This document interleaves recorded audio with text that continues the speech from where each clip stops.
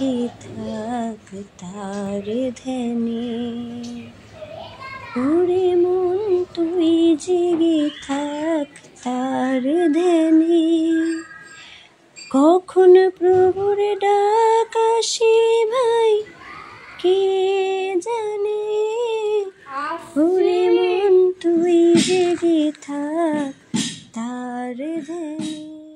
Hello, welcome সবাইকে আর একটা নতুন ভিডিওতে। স্নানটা সেরে নিয়েছি। আজকে সকাল থেকে ভিডিওটা স্টার্ট করার ইচ্ছে ছিল কিন্তু করা হয়নি।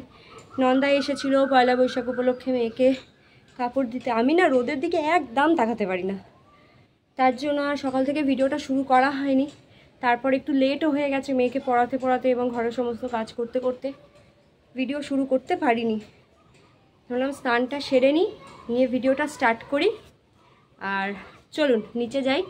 এই গামছাটা এখানে রোদে দিয়ে দেবো বলে এসেছি, ভিজা গামছা থাকলে না একদম ভালো লাগে না।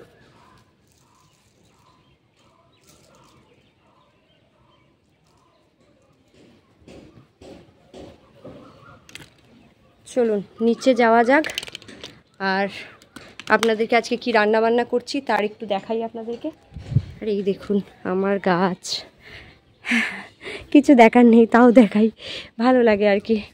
একটা ছোট্ট চারা গাছকে যখন যত্ন করে বড় করা হয় আর তারপর সেটা যখন ফুল দেয় ফল দেয়, সেটার একটা আলাদাই তৃপ্তি কাজ করে সেটার মধ্যে, সেটা তো একটা আলাদাই ভালো লাগা।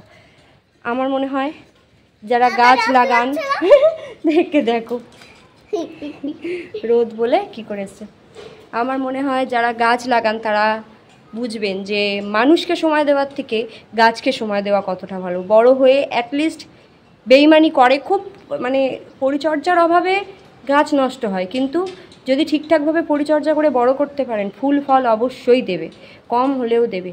গাছ কোনো দিন বেইমানি করে না। মানুষ যেটা করে, একটা মানুষকে আপনি অনেক কিছু দেবেন অনেক তার জন্য করবেন, যতদিন করবেন ততদিন হয়তো সামনে আপনাকে ভালো ভালো বলছে, কিন্তু যেই করা শেষ, যখন থেকে আপনি আর এফোর্ট দিতে পারবেন না তার পিছনে, তার কোনো উপকারে আসতে পারবেন না, ব্যাস মনে তো রাখবেই না, উপরন্ত নিন্দে করবে, বদনাম করবে। এটাই সমাজ, এটাই সমাজের মানুষ, আত্মীয় বন্ধু এমনই হয়। সেজন্য আমি মনে করি নিজে এখন যে মানুষের পিছনে সময় দেওয়ার থেকে গাছের পিছনে সময় দেওয়া ভালো, অ্যাটলিস্ট ফুল ফলটা একটু হলেও দেবে। যাই হোক, অনেক কথা বাজে বকা হয়ে গেছে, চলো নিচে যাই। আমার মামা আসছে, এত চিৎকার করে এত জোরে জোরে, যা রে তাড়াতাড়ি যা, দাদুকে চুপ করা তাড়াতাড়ি গিয়ে। এত চিৎকার করে না মামা, এত জোরে দেখতেন।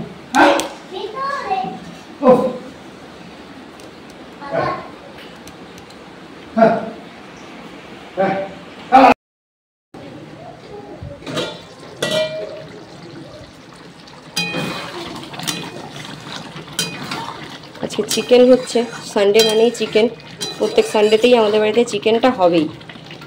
তো এটা কষাচ্ছি, আলু দিইনি, আলু ছাড়া একটু কষা কষা করবো আজকে। মেয়ের জন্য আলাদা করেছি, আমাদের জন্য বেশ ঝাল দেবো।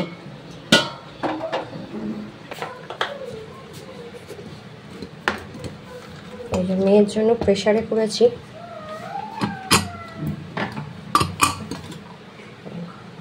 ওর জন্য একটু সবজি দিয়ে পেঁপে গাজর দিয়ে স্টু মতো করেছি আলাদা করে, ঝাল ছাড়া।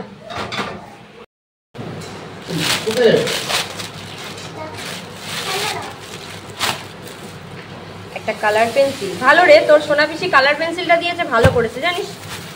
বেকার বুদ্ধি করে চকলেট আনেনি, ওর যে মনে ছিল যে তোর তুই চকলেটটা খাবি না, এটা খুব ভালো একটা কাজের কাজ হয়েছে। এই হলো ওর পয়লা বৈশাখের জামা।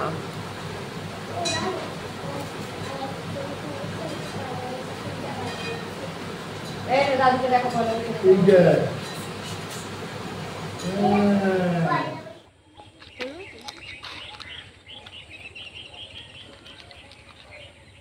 সেজে গুজে এখন পুকুরের আড়াই ঘুরে বেড়াচ্ছি শর্ট ভিডিও রিলস করার জন্য।